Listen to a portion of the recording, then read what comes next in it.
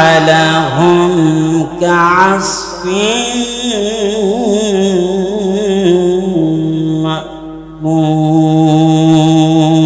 مأكول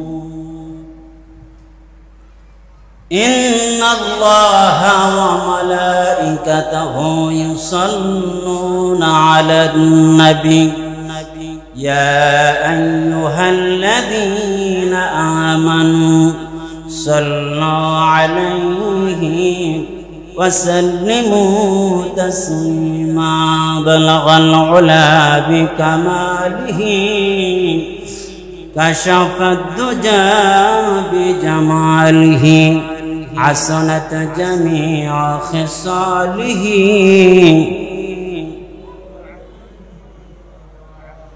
रहे मेरी मस्कन हवाली काबा रहे मेरे मस्कन हवाली काबा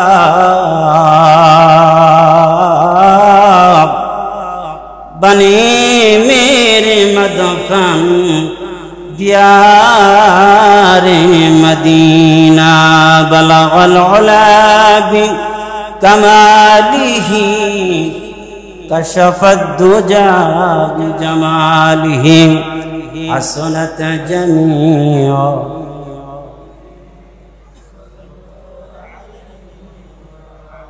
একটু জিকির করি লা ইলাহা ইল্লাল্লাহ মোহাব্বতের সাথে চোখ বন্ধ করে একটু উচ্চ আওয়াজে লা ইলাহা ইল্লাল্লাহ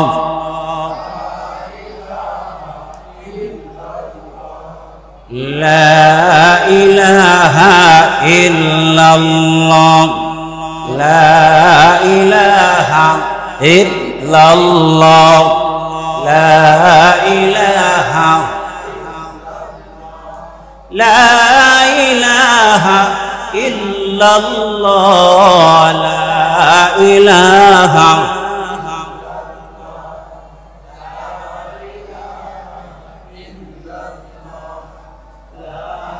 সবাই কি বলতেছেন সবাই একটু মহব্বতের সাথে বলেন লা ইলাহা ইল্লাল্লাহ لا إله إلا الله سبحان الله الحمد لله لا إله إلا الله الحمد لله لا إله إلا الله তুমি বাঁচাও তুমি মারো বলেন আমার সাথে তুমি বাঁচাও তুমি মারো অবিরত ক্ষমা করো তুমি বাঁচাও তুমি মারো অবিরত ক্ষমা করো ধরার যে জন তাকেই ধরো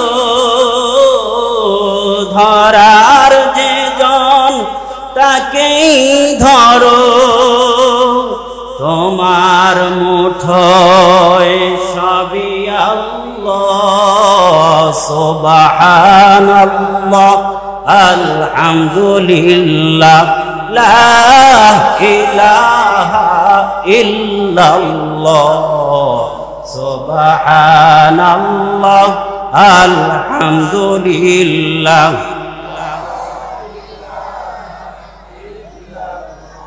তোমার রিজিক খেয়ে পড়ে অবাধ্য হই কেমন করে তোমার রিজিক খেয়ে পড়ে অবাধ্য হই কেমন করে খুঁজে না পাই কোনো ভাষা খুঁজে না পাই কোনো ভাষা শুকর গুজার করার আল্লাহ সুবহানাল্লাহ আলহামদুলিল্লাহ লা ইলাহা ইল্লাল্লাহ মোহব্বতের সাথে সুবহানাল্লাহ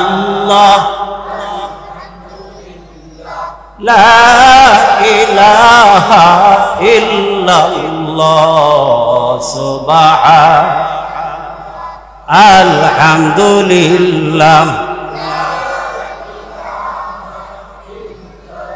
লা ইলাহা ইল্লাল্লাহ মুহাম্মাদুর রাসূলুল্লাহ সাল্লাল্লাহু আলাইহি ওয়াসাল্লাম। 23 আগস্ট মাসিক ইসলাহি মাহফিল। আজকের অত্র মাসিক ইসলাহি প্রোগ্রামের সম্মানিত প্রধান অতিথি বিশিষ্ট আলেমে দ্বীন হাফেজ মাওলানা মুফতি আব্দুর রহমান সাহেব দামাত বরকাতুহুম, খলিফা শাহ আহমদ শফি রহমাতুল্লাহ আলাইহি। এরপরে আলোচনা করবেন শেখুল হাদিস হযরত মাওলানা মুফতি আব্দুল কাদের শিমুলি সাহেব দামাত বরকাতুহুম। আমার আগে আলোচনা করেছেন আমাদের পার্শ্ববর্তী পুকুরপাড় জামে মসজিদের সম্মানিত ইমাম ও খতিব আমার ছোট ভাই মাওলানা সামিল ইসলাম সিরাজি সাহেব। আজকের অত্র ইসলাহি মাহফিলে আমরা আসতে পেরে বসতে পেরে খুশি না বেজার?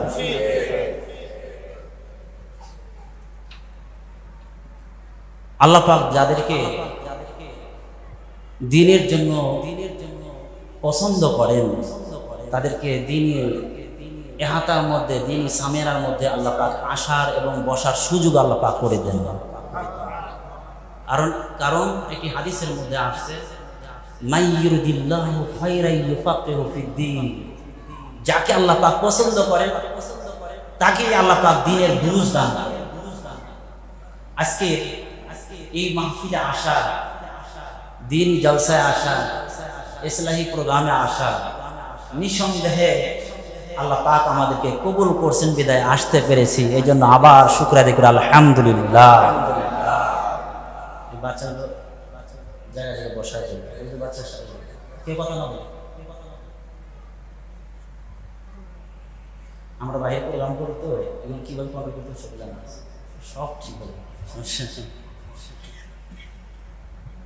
আল্লাহ সবাই বলেন সুবহানাল্লাহ আলহামদুলিল্লাহ। একটু জোরে আওয়াজ করে বলেন আল্লাহু আকবার। রব্বানা লাকাল হামদ হামদান কাসীরান তাইয়িবান মুবারাকান ফীহি। কার প্রশংসা করলাম? আরো জোরে আল্লাহ পাকের প্রশংসা করলাম। আল্লাহ পাক যে আমাদেরকে প্রশংসা করার মতো যোগ্যতা দিয়েছেন, এই প্রশংসা করার মতো জবান পাওয়া আর যোগ্যতা পাওয়া এটাও আল্লাহ পাকের বড় ইহসান। সুবহানাল্লাহ। কারণ অনেক মানুষ এখন আছে যে আমার মনে হয় এই রাস্তা দিয়ে কমপক্ষে 200-400 লোক পাওয়া যায় যে দোকান পারে বিভিন্ন জায়গায় বসা আছে। আছে কি নাই? আছে। তাহলে তারা কিন্তু এখনো মাহফিলে আসতে পারে না, জানি না আসতে পারবে কি। কিন্তু আল্লাহ পাক আমাদেরকে বসার সুযোগ করে দিলেন। ইসলাহি প্রোগ্রামে আলোচনা করবেন আরো বড় উলামায়ে কেরাম আছেন। আমি কথা বলতে চাচ্ছি যে সাপ্তাহিক ধারাবাহিক যে আমি তাফসীর করি, আজকে তাফসীর করার কথা সূরা ফিল। আমি চাচ্ছি সেই সূরা ফিলের তাফসীরটা এসে কি বলেন আপনারা? কোরআন থেকে সরাসরি ধারাবাহিক তাফসীরটা শুনি, এরপরে আরো উলামায়ে কেরাম আছে তারা বিভিন্ন জায়গা থেকে কথা বলবেন। আল্লাহ পাক তৌফিক দান করেন। এই জন্য সর্ব অবস্থায় প্রশংসা হবে কার? সাহায্য চাইব কার কাছে? একমাত্র আল্লাহ পাকের কাছে। আল্লাহ পাকেরই যে প্রশংসা করতে হবে আল্লাহ পাক দাবি করে সূরা ফাতিহার মধ্যে জানিয়ে দেন আলহামদুলিল্লাহি রাব্বিল আলামিন।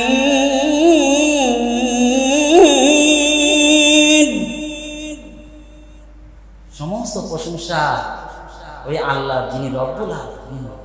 গোটা পৃথিবীকে পালেন, আমাকে আপনাকে পালেন। আসলে অসংখ্য জগৎ আছে, অসংখ্য জগৎকে আল্লাহ পাক পালেন। যিনি পালেন, যিনি হায়াত দাতা, যিনি মওত দাতা, যিনি সবকিছুর একচ্ছত্র মালিক, প্রশংসা তো তারই করতে হবে। আল্লাহ পাক الذي خلق الموت والحياة ليبلوكم أيكم أحسن عملا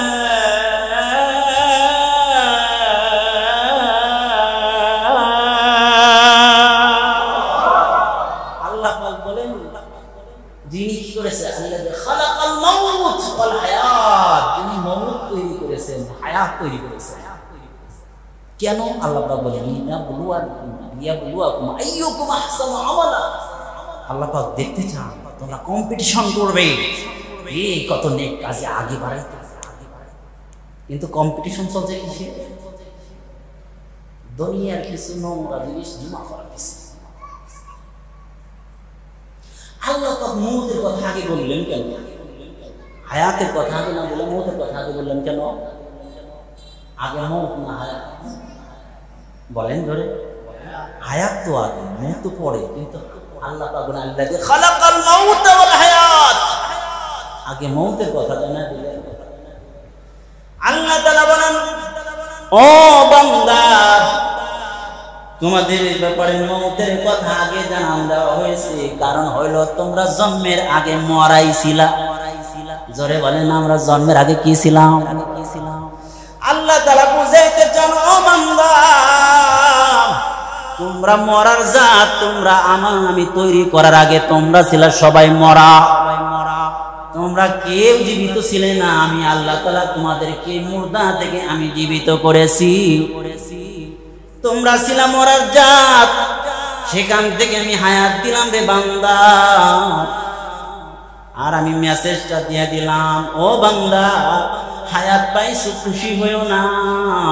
কারণ হইল হায়াতের পরেই মওত নামক দরজা দিয়ে টান দিয়ে আমার কাছে নিয়ে আসবো। সুবহানাল্লাহ। দরজা হইল দুইটা, একটা হলো হায়াত নামক দরজা। হায়াত নামক দরজা দিয়ে আল্লাহ পাক দুনিয়া পাঠায় দিলেন, বান্দা যা দুনিয়ায় যা রে বান্দা, আমি তোরে দুনিয়ায় পাঠায় দিলাম।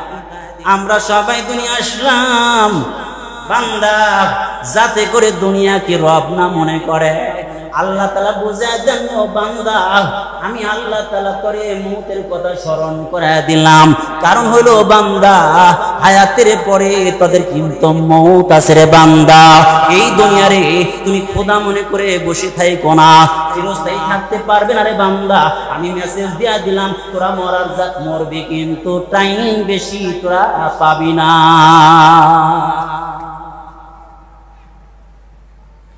আজকে যে সূরা আমি আপনাদের সামনে তেলাওয়াত করেছি, এই সূরার নাম কি? সূরা ফিল। ফিল মানে কি? হাতি। ফিল মানে কি? একটু কথা বললেন। ফিল মানে হাতি। আমার ভাইরা, এই সূরার মধ্যে হাতি সংক্রান্ত কথা আল্লাহ পাক হস্তি বাহিনীর কথা তুলে ধরেছে। আমি কিছু সূক্ষ্ম কথা আপনাদের, নতুন কিছু কথা শোনাবো আপনাদের। সেই কথাগুলো শোনার জন্য একটু দিলটা সচেতন রাখতে হবে, কানটা খাড়া করে রাখতে হবে, বোঝার জন্য চেষ্টা করতে হবে। আমার ভাইরা,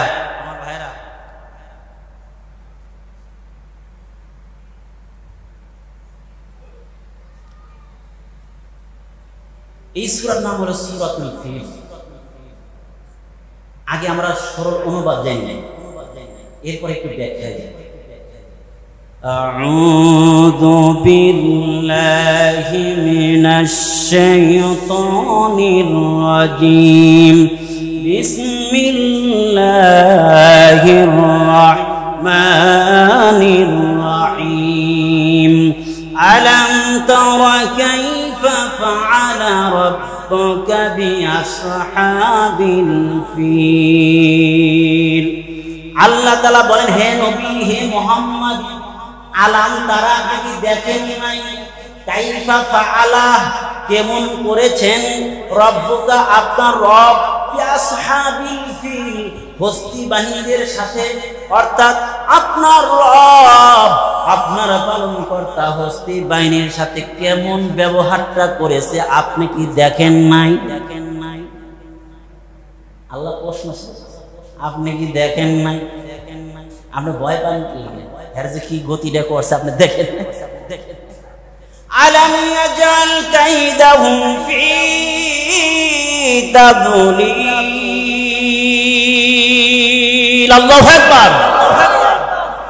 আল্লাহ তাআলা জানালেন, আলাম ইয়াজাল কাইদাহুম ফি তাদলিল, হে নবী, হস্তি বাহিনীদের চক্রান্ত কি নস্যাৎ করে দেন। কি পাখি? আবাবিল, ঝাঁকে ঝাঁকে, কি যাকে যাকে আমি পাখি পাঠাইলাম।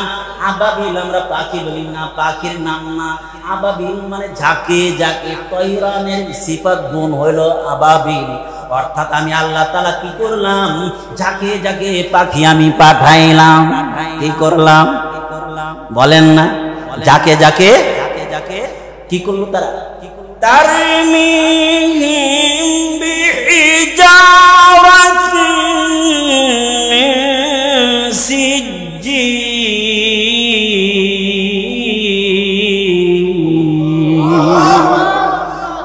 ওরা এসে কি করছে? ওদের লগে ছোট ছোট গুলি ছিল, ঠোঁটের মধ্যে একটা গুলি, পায়ে দুইটা গুলি।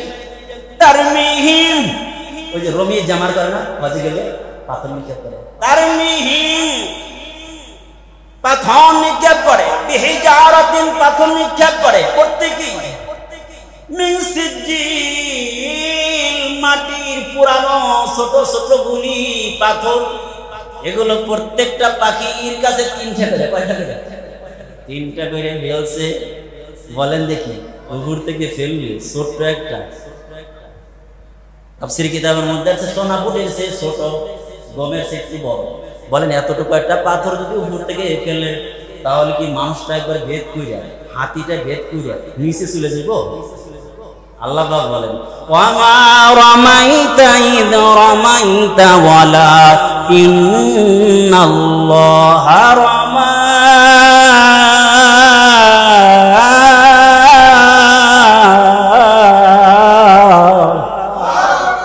নবীর বেরি কাটতেছে, নেমদি মাই গেলাইব আউজেল সব। আল্লাহ রাসূল বলে, আলী তুমি আমার সিটে শুয়ে পড়ো। আল্লাহ রাসূল বলে, আলী ডেকে বলে, আর রাসূলুল্লাহ আপনার সাদত দিতে আমার ডাইকে দিবি। কারণ হলো ওরা যদি এসে দেখে আলী, তাহলে তো আপনার ধরার জন্য তাড়াতাড়ি যাইবে। এই জন্য ডাইকে দেন, ওদের নাম বুঝতে পারে কে আছে। আল্লাহ রাসূল যেহেতু বলেছেন, ও আলী তুমি আমার সিটে শুয়ে পড়ো, তুমি আমার আমানতগুলো রেখে গেলাম, আমানতগুলো প্রত্যেকের কাছে পৌঁছে তুমি আসবা। আল্লাহ রাসূল যখন আসার কথা বলছে, নিঃসন্দেহে আমি মরব না, আল্লাহ পাক হিফাজত করবে, রাসূলের সঙ্গে সাক্ষাৎ করাবে। কি কেমন বিশ্বাস! জানি তো আজকে যে লোকগুলো ঢুকে একবার আক্রমণ করে, লোকগুলো ঢুকেছে, আগে ঢোকে নাই, সারা রাত দেরি করতে আসে। কিরে সকাল হয় তার খবর নাই, ঘরে ঢুকে দেখে আলী রাদিয়াল্লাহু আনহু। আল্লাহ রাসূল কি করছেন, হাতে কিছু বালি নিয়ে সূরা ইয়াসিনের কয়েকটা আয়াত নিক্ষেপ করেছে, নিক্ষেপ করে চলে গেছে।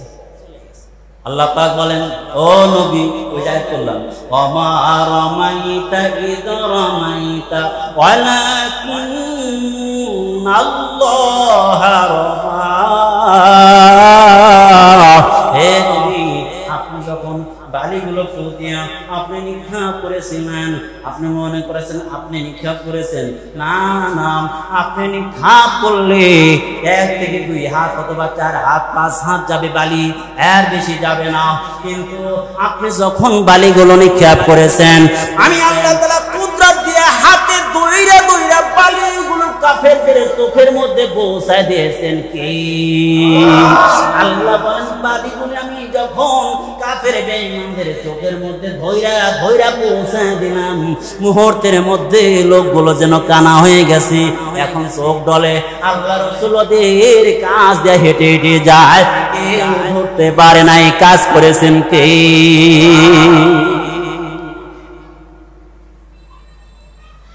হ্যাঁ নবী, আপনি ভয় করবেন না। পাথর তো নিক্ষেপ শুরু হয়েছে, ফাজালাহুম কাসফিন মাকুল।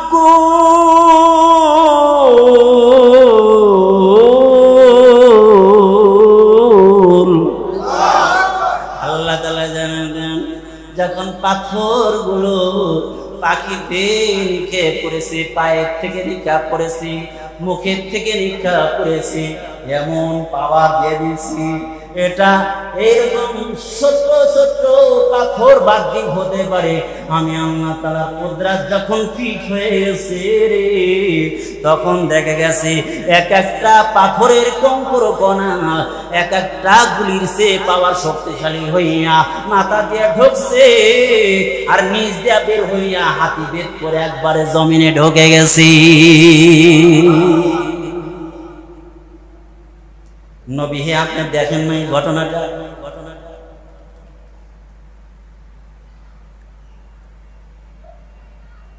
আপনারা বিরক্ত হইতেছেন? মূল আলোচ্য বিষয়টা পরে বলি। আল্লাহ রসুল যে আল্লাহ তাআলা যে আল্লাহ রসুলকে বললেন, আপনি কি দেখেন নাই? দেখেন নাই? আজ থেকে 20 বছর আগে যেই ঘটনাটা ঘটছে, 20 বছর পরে যে বাচ্চাটা জন্ম নিয়েছে, কিন্তু ঘটনাটা এত ব্যাপক হয়ে গেছে, ওই ঘটনা মানুষের সামনে এত বহুল পরিচিত হয়ে গেছে, তখন লোকেরা কি বলে, এই অমুক ঘটনা ঘটছে, দেখো নাই? রাসূলুল্লাহ সাল্লাল্লাহু আলাইহি ওয়াসাল্লাম জন্মের 2 মাস আগে এই ঘটনা ঘটে। আগে আমরা কয়েকটা পরিভাষা বুঝি। একটা বলে এর হাসাত, অলৌকিক ঘটনা কয়েক প্রকার। অলৌকিক ঘটনা, রাসূলের জন্মের আগে যে অলৌকিক ঘটনা ঘটেছে তাকে বলে ইরহাসাত। নবীদের জীবনে যে অলৌকিক ঘটনা ঘটে তাকে বলে মুজিজা। আর আল্লাহর ওলিদের জীবনে যে অলৌকিক ঘটনা বলে ঘটে তাকে বলা হয় কারামাত। আর আল্লাহর ওলি না হইয়া কোন কাফের মুশরিকের দ্বারা যদি অলৌকিক ঘটে তাকে বলা হয় সিহর, জাদু। এখন যদি জাদুর একটা এক্সাম্পল দিতে চাই, যদি কারামাতের একটা এক্সাম্পল দিতে চাই, মুজিজার একটা এক্সাম্পল দিতে চাই, আর এর হাসাতের একটা এক্সাম্পল দিতে চাই, তাহলে টাইম লাগবে 4 ঘন্টা। তো টাইম নেই, টাইম আছে অল্প। অল্প টাইমের মধ্যে মূল আলোচনায় যেতে হবে। সবাই একটু খেয়াল করেন। আল্লাহ তাআলা বলেন, হে নবী, আলাম তারা, আপনি কি দেখেন নাই? যেই কাজটা ব্যাপক পরিচিত হয়ে যায়, রাসূলুল্লাহ সাল্লাল্লাহু আলাইহি ওয়াসাল্লাম যখন জন্ম হয়, জন্ম হওয়ার পরে যখন নবুয়ত পেয়ে যায়, তখন পর্যন্ত ওই লোকগুলো বাঁচা ছিল, যে লোকগুলো আব্রাহা বাহিনীর নিহিত ধ্বংস হওয়ার দৃশ্যগুলো সচক্ষে দেখেছিল। এই জন্য আল্লাহ তাআলা জানা দেন, হে নবী, আপনি কি দেখেন নাই? এর একটা ঘটনা বললে বুঝতে পারবেন।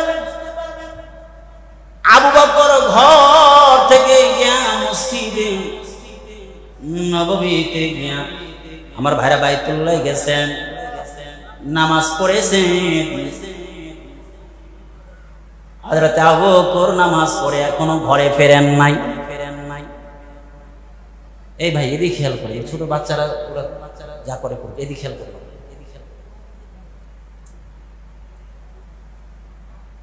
আবু বকরের মেয়ে ছিল কয়জন? 2 জন। একজন নাম হলো আসমা, বড় মেয়ের নাম হলো আসমা। বড় মেয়ে 10 বছর পরে যে মেয়েটা জন্ম নিয়েছে তার নাম হলো আয়েশা।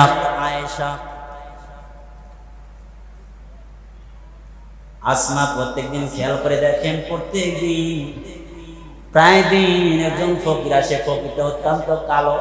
ফকিরটা কি? এটা জোরে বলেন কি? কালো, একদম নিগ্রো আর সুন্দর একজন ফকির প্রত্যেকদিন বাসায় এসে ডেকে বলে, মা কিছু খাবার দিবানি, কিছু দাম খারাপ করবা না। আসমা কিছু চাউল গম যা কিছু আটা যা কিছু পারে প্রত্যেকদিন দেয়, খাবারও তাকে দেয়। কিন্তু হঠাৎ করে একদিন চিন্তা করলেন, এই লোকটা প্রত্যেক দিন কেন আসে? কারণ ফকিরদের তার নিয়ম আছে, আসেনি নাই? আজকে যদি এই খান পাড়া ভিক্ষা করে, আগামীকাল যাবে কাজী মার্কেট, তারপরে দিন যাইবে বারেন্ডা, তারপরে দিন যাইবে অন্যদিকে হাতি মারা, এইভাবে ভিক্ষা করে। ঠিক কিনে ঠিক না? সপ্তাহে একবারের বেশি তো আর আসে, তাই মানুষ বিরক্ত হয়ে যায়। কিন্তু আসমা দেখেন, বৃদ্ধ একজন লোক, যার হাতটা ভাঙ্গা, পাটা ভাঙ্গা, চোখ নাই, একটা মাত্র চোখ আছে। লোকটা কানে তেমন শোনে না। লোকটা দেখতে একদম কুটকুটে কালো, একদম কালো। লোকটা দুর্বল, বৃদ্ধ লোক, হাঁটিয়ে পা করে প্রত্যেক দিন লোকটা কি করে ভিক্ষা করার জন্য আসে। মা কিছু ভিক্ষা দিবানি? আসমা ডেকে বলে, আমি প্রত্যেক দিন লোকটারে আমি ভিক্ষা দিই, তবে আমার সন্দেহ হলো কেন এই লোকটা প্রত্যেকদিন আমাদের বাড়িতে প্রত্যেকদিন ভিক্ষা করার জন্য আসে। একটু জিজ্ঞাসা করতে হবে। আজকে আটকায় ফেলছে, লোকটারে আটকায় ফেলছে, যাবেন না মুরব্বি? আপনার আজকে প্রশ্ন করব, কিছু প্রশ্নের উত্তর দিতে হবে। কেন আপনি প্রত্যেক দিন আমাদের বাড়িতে শুধু ভিক্ষা করার জন্য আসেন? আপনি কি অন্য এলাকা চেনেন না? প্রশ্ন করতেছে। আপনারা দেখতেও আমাদের আরব দেশের লোকের মতো মনে হয় না। এত কালো লোক আমাদের আরব দেশের লোক হতে পারে না। এমন কালো লোক আরব দেশে আমরা দেখি নাই। আর আপনার হাতটা ভাঙ্গা কেন, পাটা ভাঙ্গা কেন, চোখটা একদম উপরে ফেলছে, চোখটা নাই কেন? আর কেনই বা আপনি প্রত্যেক দিন আমাদের বাড়িতে প্রত্যেক দিন ভিক্ষা করার জন্য আসেন, একদিনও মিস দেন না?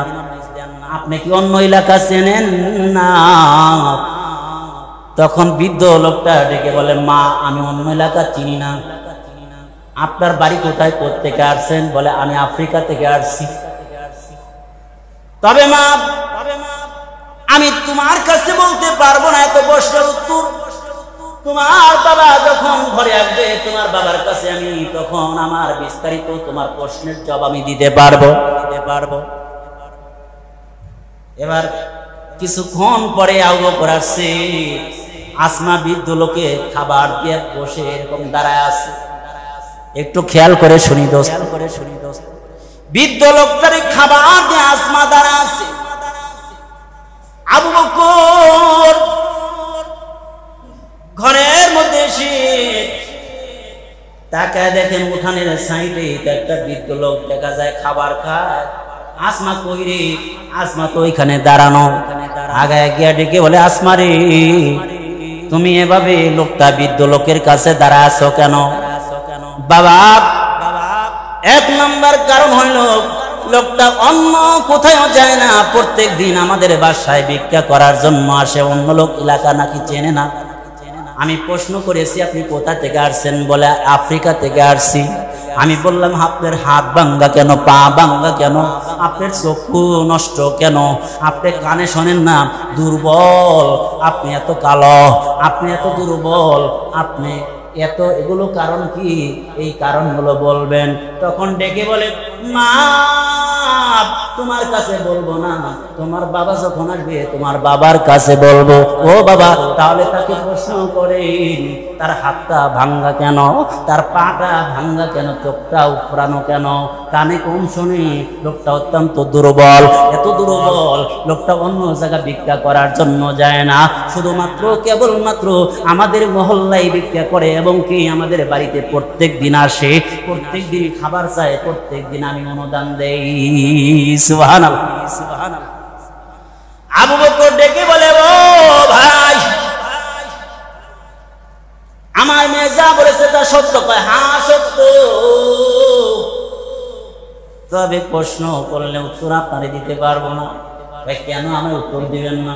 আপনার হাত ভাঙছে কেন, পা ভাঙছে কেন, আপনার চোখটা কেন পুরানো, চোখটা নষ্ট কেন, আপনি দুর্বল কেন, কানে শোনেন না, এতগুলো ত্রুটি, এতগুলো ত্রুটি, কারণটা কি বলবেননি? বলবেননি তো আপনার কাছে বলা যাইব না। কেন বলা যাইব না? বলে এই কাজটা, এই সব প্রশ্নের উত্তর তোমাদের নবী মুহাম্মাদের কাছে বলবো, এছাড়া কারো কাছে বলা যাবে না। বলে আমার সিকিউরিটি না দিলে আমি বলতে পারবো না। আবু বকর বলেন, ও ভাই, তাহলে কি তুমি চরম ধরনের অপরাধী নাকি? অপরাধী নাকি? তাহলে কি তুমি বড় ধরনের অপরাধী? বলে, হ্যাঁ আমি বড় ধরনের অপরাধী, আমার জীবনে বড় একটা অপরাধ করে বসছি, তবে এই সব প্রশ্নের উত্তর তোমার কাছে আমি দিতে পারবো না। চলো যাই মুহাম্মাদের কাছে, আমাকে নিয়ে চলো। সুবহানাল্লাহ, সুবহানাল্লাহ।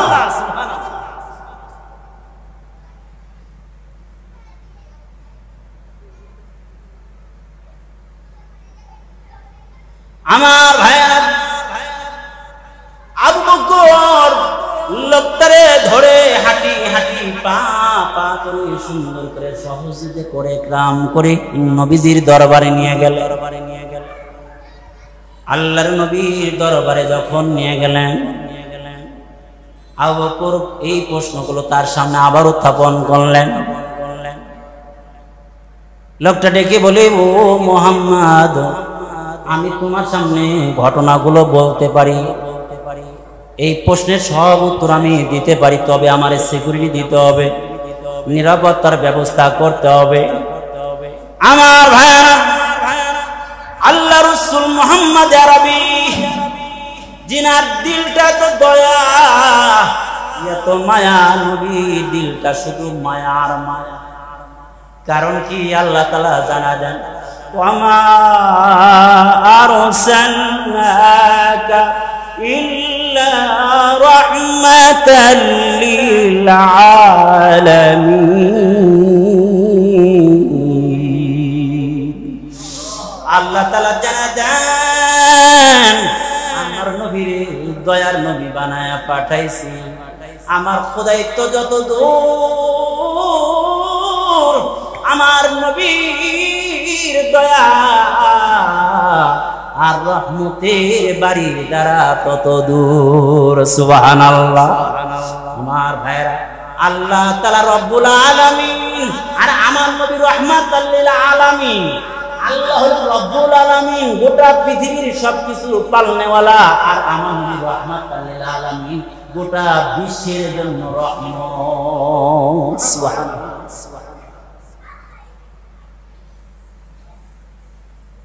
আপনাদের কষ্ট হইতেছে? আল্লাহু আকবার বলেন, আল্লাহু আকবার বলো, আল্লাহু আকবার, আল্লাহু আকবার বলো, আল্লাহু আকবার। অমধুর নামটি নিলে হৃদয় হাসে, অমধুর নামে সুখ নেমে আসে, অনামের তুলনা হবে না, হবে না, তুলনা নাই নাই নাই। এসো না মোহন প্রাণ জোড়াই, আল্লাহু আকবার বলো, আল্লাহু আকবার।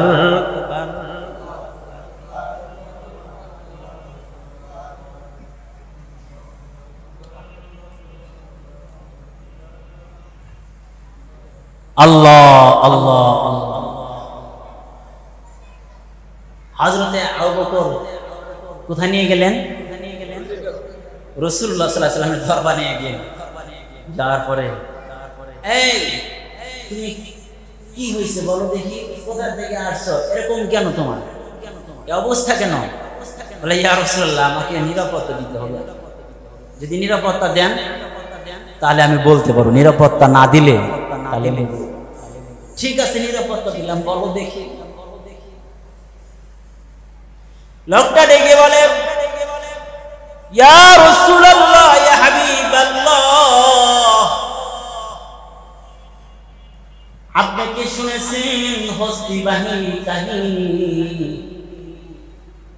আল্লাহ রাসূল ডেকে বলে শুনবো কেন, আমার উপরে সূরাই তো নাজিল হয়েছে। আল্লাহু আকবার বলে, আল্লাহু আকবার বলে। আলাম তারা নামে একটা সূরাই তো নাজিল হয়েছে, আল্লাহ তাআলা সূরাই নাজিল করছেন। ইয়া রাসূলুল্লাহ ওই হস্তি বাহিনীর মধ্যে আমি হতভাগা গোলাম ছিলাম। আমার ভাইরা মুসলমানদের রক্ত নিয়ে যারা হোলি খেলা খেলবে শুনে রাখো আজ কাল হোক, যেইভাবে শুধু হেলিকপ্টার নেই তুমি বিদায় হইবা, কিন্তু এক সময় দেখবা জুতার মালা গলায় দিয়ে দুনিয়ায় থেকে বিদায় দিয়ে দিবে কে? আমার ভাইরা মুসলমানদের সাথে বিরোধিতা করে কেউ টিকতে পারে নাই, আলেমদের সাথে বেয়াদবি করে কেউ টিকতে পারে নাই। আমি মনে করি এটা হইল আল্লামা মামুনুল হক সহ দেশের মনে আমার ভাইরা বাংলাদেশের যিনি কোরআনের পাকিজা অন্যায় ভাবে আমার ভাইরা বিদায় দিয়েছো, খুশি করে আমার ভাইরা বিশ খুশি করে মানলা, এভাবে আলেমদের সাথে বেয়াদবি করছো, এর দেখবার রিয়াকশন শুরু হয়েছে। তুমি কই পালাইবা, কই পালাইবা? সাইদ সাহেব একটা কথা বলেছিল, আমার ভাইরা এমন সময় আসবে এ দূরের গাড়ায় ওই দূরের গর্ত তুমি পাইবা না পালানের জন্য।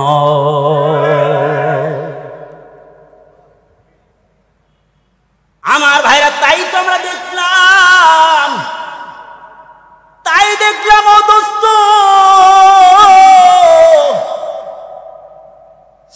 আলেমদেরকে সারা দেওয়ার জন্য ওই যে নিঃসুন চৌধুরী ডাকলাম, ওরা জবল ছিল, এদেরকে বিদায় করে বাইরে বাইরে খেদাই। আমার ভাইরা কি বাইরে খেদাইবি দেশ থেকে? তোরাই তো এমন অবস্থা হয়েছে তোদের জুতা বেড়া করে খেদাইছে, এখন তোরা ঘরের মধ্যে বসতে পারস না, আরে সামনে লোকদের সামনে আসতে পারস না, দাঁড়াইতে পারস না। বোঝা গেল বিশ্ব বাটপার হওয়ার কারণে বিশ্ব থেকে পলায়ন কইরা আত্মগোপন কইরা আসো। জোরে বলেন ঠিক ঠিক না? বন্ধু খ্রিস্টানদেরকে বিদায় দেয়, এবার আবিসিনিয়ার বাদশাহ ডেকে বলে রাষ্ট্রে প্রধান যারা যতই কান্না করুক না করো, দেখবেন ওদের আসল উদ্দেশ্য ধর্ম না, আসল উদ্দেশ্য ওদের কি করা পলিটিক্যাল ভাবে ওদের ক্ষমতাকে মজবুত করা উদ্দেশ্য। জোরে বলেন ঠিক ঠিক না? আমি এখনো বলবো এই যে উপদেষ্টা মন্ডলীদের কি বলবো, যতই তুমি আইন দেখাও, যত মেহনত করো সংশোধন করার জন্য, এই লোকগুলোকে সংশোধন তুমি করতে পারবা না। কারণ হইল ঘর থেকে এরকম ভাবে সমাজ থেকে ইউনিয়ন থেকে এরকম ভাবে থানা থেকে জেলা থেকে রাষ্ট্র, বিভাগ থেকে রাষ্ট্র, যেখানে তাকাও দেখো সব হলো চোরের দল। এই চোরের দলকে যদি তোমরা ভালো করতে চাও, বাইরে ভালো করতে পারবে না, এদের দিলের উপরে আঘাত করতে হবে, দিলের উপরে মেহনত করতে হবে। মুমিন আসছে মেহনত করার জন্য, দিলের উপরে মেহনত করছে, ওই মেহনতের প্রথম নাম্বার সংসদে চালু করে দাও, নামাজ ফরজ করে দাও, যেখানে থাকবা নামাজ ছাড়া থাকতে পারবা না। যদি নামাজের বিল তুমি পাস করতে পারো, নামাজ ছাড়া থাকতে পারবা না। বিসমিল্লাহ বলে অফিসে ঢুকবা, হায় রে তুমি সুন্নাত ছাড়া ছাড়া তুমি চলতে পারবা না। নিজেরাও নামাজি, নিজেরাও পরহেজগার, নামাজের মাধ্যমে শান্তি পাঠাবে কে? শান্তি দূর হয়ে শান্তির ব্যবস্থা করবে আল্লাহ। বড় বড় বাহাদুররা তারা রাষ্ট্রের মধ্যে শান্তির ফিকিরি করেছে, শান্তি আনতে পারে নাই। কারণ শান্তি দেওয়ার মালিক তো দুনিয়ার চিজ আসবাব না, দুনিয়ার কোন প্রশাসন না, শান্তি দেওয়ার মালিক কে? আরো জোরে বলেন না, শান্তি দেওয়ার মালিক কে? আফ্রিকার বাদশা এবার ছিল একজন, একটু গিয়ে আশেপাশে বাচ্চাগুলো কন্ট্রোল করে, একজন বাচ্চাগুলো কন্ট্রোল করে। এখন আবিসিনিয়ার যিনি বাদশা ছিলেন, তার প্রধান সেনানায়ক যিনি, তার নাম ছিল এরিয়াত। তার নাম কি? নামটা বলবেন, খেয়াল রাখতে হবে। আবিসিনিয়ারে আফ্রিকার বাদশার প্রধান সেনাবাহিনীর নাম কি ছিল? এরিয়াত। আর দ্বিতীয় চিফ কমান্ডার যিনি ছিল, সেকেন্ড অফিসার, তার নাম ছিল আব্রাহা। আব্রাহা ছিল নিচে। একদিন এরিয়াতকে প্রধান যিনি চিফ কমান্ডার, সেনা কমান্ডার, তাকে বাদশা ডাকলেন।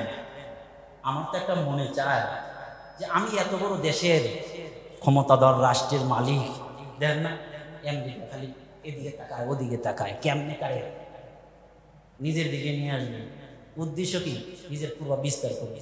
একদিন ছিল দাদাদের, এখন আর আবার কাদের যে শুরু হয়। আল্লাহ পাক হেফাজত করে বলুন আমিন। এখন এরা তো চায় দেশগুলো দখল করার জন্য। আমার জীবনের আশা তো অনেক মিটেছে, একটা আশা, নিজের ছোট্ট একটা এমন দেশ, এটা থাকবে কিন্তু এটা আমার অঙ্গরাজ্য হয়ে যায়, আমার সাথে মিশে যায়, আমার ক্ষমতায় চলে আসে। প্রধান সেনানায়ক বললেন ঠিক আছে, এটাও হবে, তবে শর্ত হলো দুইটা, চুক্তিনামা হবে, দুইটা চুক্তি করতে হবে, সিগনেচার আপনার করতে হবে। এক নাম্বার হইল আপনার যে আরেকজন আমার সেকেন্ড অফিসার, আমার নিচের যে অফিসার, এটা হলো ঘাড়তেরা, এর নাম হলো আব্রাহা। কথা শোনেন, আপনি একটু শাসন করে দিবেন, শাসিয়ে দিবেন যেন আমার কথা পরিপূর্ণভাবে শোনে। দুই নাম্বার, আমি এই এমন দেশকে দখল করব, আমার আর প্রধান সেনাপতির দায়িত্ব পালন করা দরকার নাই, আব্রাহারে ওই জায়গায় বসাইয়া আমারে কি করবেন, ওই এমানের মুখ্যমন্ত্রী বানান, ওই প্রদেশের প্রধান বানাইন আমাকে। বলে ঠিক আছে। 60,000 অনেক সোলজার দিয়ে পাঠানো হইল। আর তখন এমন দেশে এত ফোর্স ছিল না, এত আর্মি বিডিআর ছিল না, সাধারণ আনসার, পুলিশ, নর্মাল লোক দিয়ে এরকম ভাবে তারা কি করতো, দেশ পরিচালনা করতো। এখন বিডিআর, র্যাব, তারপরে কি বলে আর্মি, এই ফোর্স যখন গেছে, প্রথম ধাপেই তো কি হয়ে গেছে, জয় হয়ে গেছে। 440 জারি করে দিছে। হ্যাঁ, এই দেশের মধ্যে কি 3 জনে একসাথে চলা যাবে না। এ দেশ কিন্তু তোমাদের আর স্বাধীন নাই, এই দেশ কি হয়ে গেছে, আফ্রিকার দখলে চলে গেছে। স্যার তাহলে আমাকে দিয়ে দেন, আমাকে এই দেশের অঙ্গরাজ্যের প্রধান বানান, মুখ্যমন্ত্রী বানান। তখন আছে ঠিক আছে তুমি হবে। আব্রাহা খবর পেয়ে বলল স্যার এটা হবে না, কারণ হয়তো কি করে নাই, যুদ্ধ করে নাই, হয়তো খালি অর্ডার দিয়ে বসেছিল। যুদ্ধ করছি আমি ময়দানে, ময়দানে মূল যুদ্ধ করেছি আমি। অতএব যদি ওই দেশের প্রধান মুখ্যমন্ত্রী বানাইতে চান তাহলে আমাকেই বানাইতে হবে, ওকেই প্রধান যে সেনাবাহিনী আছে সেখানেই থাক। এখন দুইজনের যখন ঝগড়া লেগে গেছে, মতবিরোধ, এখন কি করবে, বাচ্চা তো বেকায় যাবে, বেকায়। আব্রাহা ডেকে বলে তাহলে কাজ করেন, যুদ্ধ লাগা দেন দুজনের মাঝে, দুজন যুদ্ধ করি, যে পাশ করবে তাকে ওই দেশের মুখ্যমন্ত্রী বানাইবে, আর যে ফেল যাবে হয়তো মরিয়ে যাবে, কারণ হলো সরাসরি যুদ্ধ চলবে। দুইজনকে যুদ্ধে লাগা দিচ্ছে, কে বলেন, এরিয়াত আর একজন আব্রাহা। দুইজনের ময়দানের মধ্যে নামায় দিছে, বন্দুক দিয়ে যাও, যুদ্ধ চলবে। যুদ্ধ করতে করতে করতে করতে আব্রাহার প্রশিক্ষণ প্রাপ্ত ভালো ছিল, প্রথম ফায়ারে এরিয়াতের মাথায় একবার ঢুকাইয়া এদিক দিয়ে ঢুকে ওই দিক দিয়ে বেরিয়ে গেছে।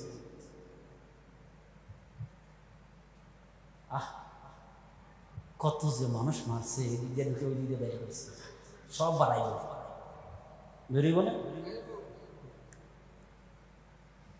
এখন তো এই কেউ দিতে বের করছে, এত করে গেছে, মরে গেছে।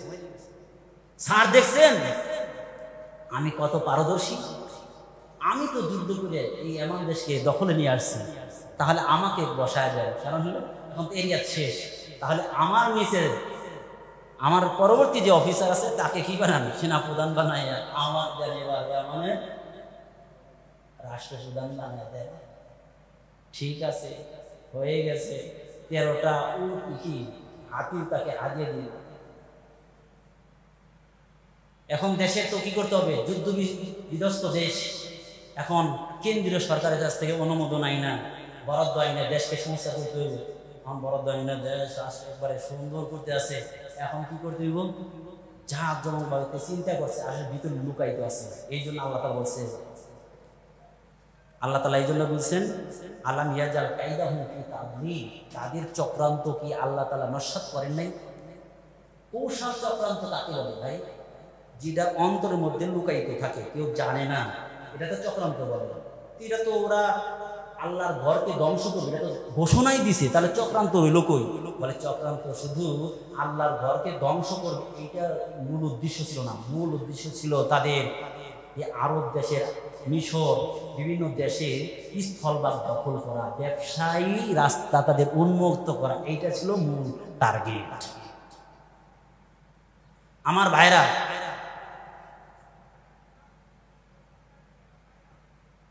আব্রাহা তো এখন ইয়ামানের প্রধান হয়ে গেল।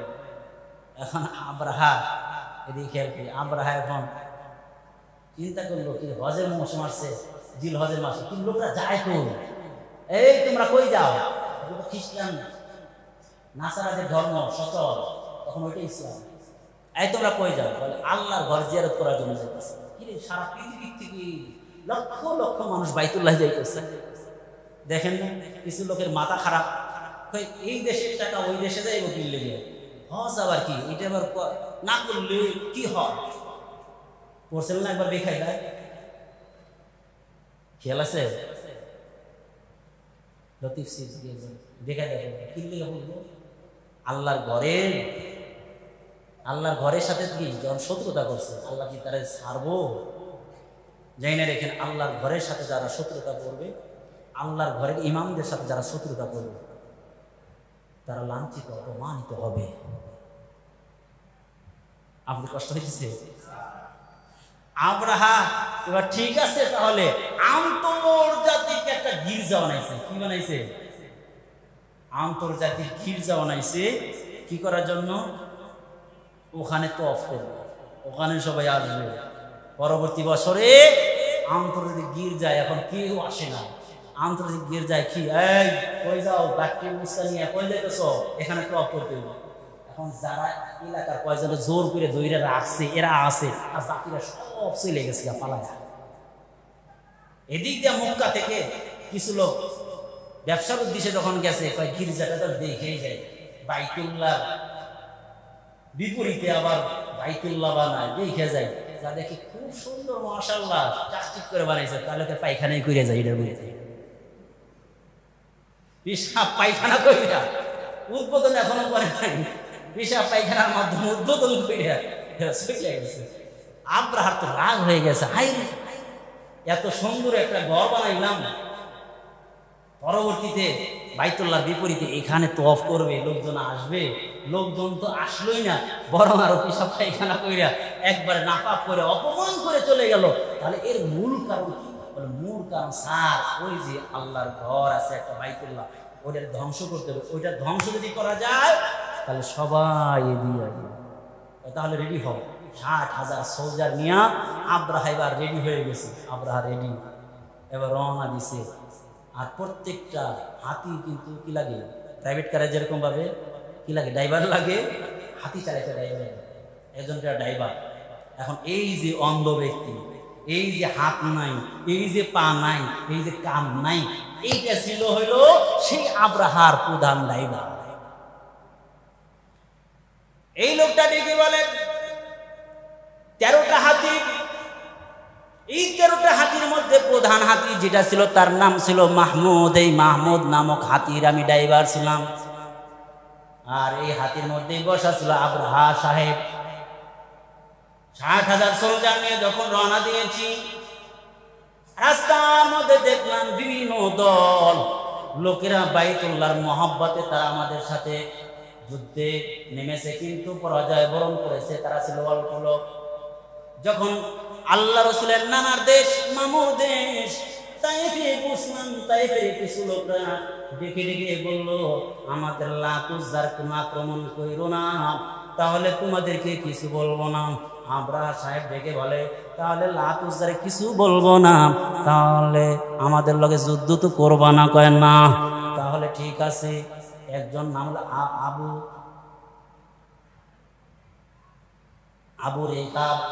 আবু রেগাব নামে একজন লোক ছিল, তাকে পাঠায় দিল, আরে নিয়ে যাও, এদের এই সোলজার গুলো নিয়ে যাও, রাস্তা দেখা যাও। নীতি নীতি মুহাসাব নামক একটা জায়গা আছে, ওই জায়গায় যখন পৌঁছে হাজিরা হজ করছে যারা, তারা ওই জায়গাটা দেখছে। মুহাসাব নামক জায়গা মিনা এবং মদিনার মাঝবর্তী একটা জায়গা, মক্কার মাঝবর্তী জায়গা। ওই জায়গার নাম হলো কি? মুহাসাব। মুহাসাব জায়গার মধ্যে যখন পৌঁছে গেছে 60,000 সোলজার নিয়ে, ও দোস্ত 60,000 সোলজার নিয়ে পৌঁছে যখন গেছি, হঠাৎ করে শুনতে পায়, আব্দুল মুত্তালিব শুনতে পায় আল্লাহর ঘরকে ধ্বংস করার জন্য চলে আসছে। আব্দুল মুত্তালিবের 200 উট নিয়ে, উটগুলো নিয়ে গেছে, আর মক্কার লোকদের হাজার হাজার উট নিয়ে তারা চিন্তাই করে নিয়ে গেছে। আব্দুল মুত্তালিব ডেকে বলি, আব্দুল মুত্তালিব এবার তাদের সাথে গেলেন। অনেক সংক্ষেপ করলাম, অনেক ঘটনা মাঝখানে আছে। আব্দুল মুত্তালিব তাদের কাছে চলে গেলেন। চলে যাওয়ার পরে যে এইখানে বসছেন, আব্দুল মুত্তালিব অনেক লম্বা বীর পুরুষ ছিল, দেখতে অনেক সুন্দর ছিল। দেখার সাথে সাথে প্রভাব পড়ে যাইতো, অন্তরের মধ্যে প্রভাব পড়ে যাইতো। আমার ভাইয়ের অনেকগুলো কবিতাও আছে, আমার ভাইয়ের সিরাতে ইবনে হিশামের মধ্যে উল্লেখ করা হয়েছে। যখন পৌঁছে গেছি, আমরা দেখে একটু ভীত হয়ে গেছি, তার কাছে গিয়ে বসছি। বলে, দোস্ত ও থেকে তুমি আইলা? আমার নাম আব্দুল মুত্তালিব, আমি আসছি আমার উটগুলো নেওয়ার জন্য। বলে, বাইতুল্লাহর হেফাজত করার জন্য তুমি আসো নাই? আমি তো মনে হয় তোমার সে বোকা আর কেউ হইতে পারে না। বলে, আমার উটের মালিক আমি, আমার উটগুলো দিয়ে দাও। বাইতুল্লাহর মালিক আল্লাহ, ওই ঘর হেফাজত করবে যে মালিক, আমার যে জিনিস মালিক, আমি ওই জিনিস হেফাজত করার জন্য আসছি, দিয়ে দাও, যুদ্ধ নাই। এবার উটগুলো নিয়ে আগায় না, বাম দিকে যাই, বাম দিকে যায়, ডান দিকে যায়, কিন্তু সামনের দিকে যায় না। আমরা বুঝতে পারলাম, হায় হায় রে, কারণ হলো হাতি আমরা দীর্ঘদিন ধরে জ্বালাই। আমরা বুঝতে পারি সামনে কোনো বিপদ থাকলে হাতি সামনে যাইতে চায় না। আমি বুঝতে পারলাম মুহূর্তের মধ্যে আল্লাহ তাআলার গজব হয়তো নেমে আসবে। আমি এই যে কানা হয়েছি, আমি ওই মাহমুদ নামক হাতির ড্রাইভার, সাথে সাথে আমি তওবা করলাম, ও মালিক, আমি চাকরি দিয়ে বিদায়। ও পুলিশরা তো কিন্তু অনেক ভালো আছে, চাকরি করে বিদায়, তারাও কিন্তু মুসলমানের উপরে, ওরাও কিন্তু হুজুরদের উপরে গুলি চালাইছে, কি চালাইছে। আবার অনেকে কয় চাকরি যায় যাক, আমি গুলি চালাইতে পারবো না। এবার মাহমুদ নামক হাতি ড্রাইভার ডেকে বলি, ও মালিক, আমি আর সামনে যাব না, আমি তওবা করলাম মালিক, আমি তওবা করলাম, তুমি আমার হেফাজত করো। এবার ওই কানা লোকটা, অন্ধ লোকটা, হাত নাই পা নাই, রসুলের সামনে বরমান দেয়। আমি দেখতে পাইলাম লোহিত সাগর থেকে দেখলাম হাজার হাজার খৈরন আবাবিল, যাকে যাকে পাখি পাঠাইছি, ওই পাখির মুখের মধ্যে ছোট্ট ছোট্ট দানার মতো পাথর, আর পাই দুইটা পাথর, পাথর ছুঁছে দেয়, আল্লাহর কুদরতি শক্তি তার সাথে অ্যাড হয়ে যায়। আর দেখলাম একটা রাইফেলের গুলিছেও পাওয়ারশীল হইয়া মানুষের মাথা দিয়ে ঢুইকা, এই নিচ দিয়ে ঢুইকা একবারে হাতিটা বেদ কইরা জমিনের মধ্যে ঢুকে গেছে। দেখলাম যখনই একটা পাথর পড়ে লোকটা মারা যায়। আমি দেখলাম মুহূর্তের মধ্যে হাতি মারা গেছে, আর আবরাহা পালাইতে লইছে। আমরা কিছু দূর পরে যায়, সেখানে শেষ হয়ে গেছে। হাজার হাজার 60,000 সোলজার ওইখানে খতম হয়ে গেছে। আমি অজ্ঞান হয়ে গেছি। আমারও পাথর লাগছে, আমি দেখলাম ফুসকারা উঠে গেছে, কয়েকজন লোক, আমি অজ্ঞান হয়ে গেছি। আমাকে কিছু লোক দইরা পাহাড়ের পাদদেশে গর্তের মধ্যে নিয়ে রাখছে। 3 দিন 4 দিন পরে আমার যখন হুশ ফিরে আসছে, আমি দেখলাম আমার হাত নাই, আমার চোখ নাই, আমার পা নাই, আমি বিকলাঙ্গ হয়ে গেছি। আমি দেখলাম লোক হাজার হাজার লোক মুহাসাবের কাছে, বাইতুল্লাহর কাছে মরা অবস্থায় পড়ে আছি। ওয়া আরসালা আলাইহিম তায়রান আবাবিল।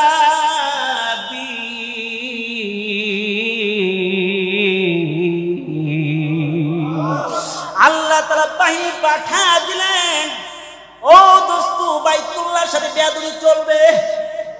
জোরে বলেন, বাইতুল্লাহর সাথে বেয়াদবি চলবে? বাইতুল্লাহর সাথে বেয়াদবি যারা করে, ওই বাইতুল্লাহ শাখা হলো এই বাইতুল্লাহ, এটা আল্লাহর ঘর। পৃথিবীর যতগুলো মসজিদ আছে সব মসজিদ হলো আল্লাহর ঘর। এই মসজিদের সাথে যারা বেয়াদবি করবে, আল্লাহ তাআলা দুনিয়ার বুকে ওদেরকে বেইজ্জত কইরা দুনিয়া থেকে বিদায় দেবে। এই ঘরগুলোর যারা ইমাম হয়, মুয়াজ্জিন হয়, খাদেম হয়, এরা হলো পৃথিবীর সবচাইতে সম্মানিত মানুষ। এদের সাথে যারা বিরোধিতা করে, অন্যায়ভাবে যারা শত্রুতা করে, অন্যায়ভাবে তাদেরকে এরকম ধোঁকা দেওয়ার চেষ্টা করে, অন্যায়ভাবে নিয়ন্ত্রণ করার চেষ্টা করে, অন্যায়ভাবে আঘাত করার চেষ্টা করে, অন্যায়ভাবে শত্রুতা করার চেষ্টা করে, আল্লাহ রাব্বুল আলামিন কিছুদিনের জন্য ছেড়ে দেয়। আল্লাহ তাআলা ছাড় দেন না। যখন ছাড় দেন, ওরা পালানের জায়গা পাওয়া যায় না। কোটি কোটি টাকা ঘরের মধ্যে খুঁজে খুঁজে পাওয়া যায়। বোঝেননি কিছু? আল্লাহর মার, দুনিয়ার ভার। ও দুনিয়ার মানুষ, এই জন্য আল্লাহ তাআলা সাবধান করে দেন, হে নবী আপনি ভয় করেন না, যারা আছে ওরা পারবো না। কারণ হইল নবুয়তের রশিদ আমি আল্লাহ তাআলা রেখে দিয়েছি। আপনারে বানাইছি আমার পিয়ন বানাইয়া, মেসেঞ্জার বানাইয়া, ইঞ্জিনিয়ার প্রশিক্ষণ দেওয়া ইঞ্জিনিয়ার বানাইয়া আমি পাঠায় দিয়েছি। আপনার বিরোধিতা যারাই করবে ওরাই মরবে। আমি আল্লাহ তাআলা একটু ছাড় দিব, সহজে ধরবো না, কিন্তু যখন ধরবো ওইটারে এমন সাইজ করবো গোটা পৃথিবীর জন্য ইবরত আর উপদেশ বানায় রাখবো।